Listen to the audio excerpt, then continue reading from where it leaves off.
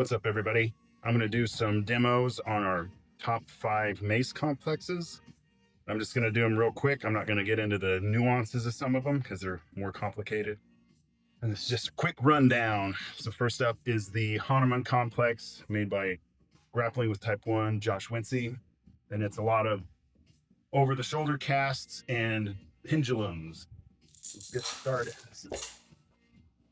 Bring the Mace up in order and then cast to the shoulder, pendulum, bring it over, do a curl cast, and then back over, right shoulder, pendulum, do another curl cast. Now we're going over left shoulder,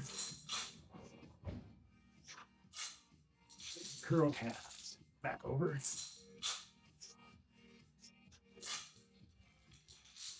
curl, now back over this shoulder,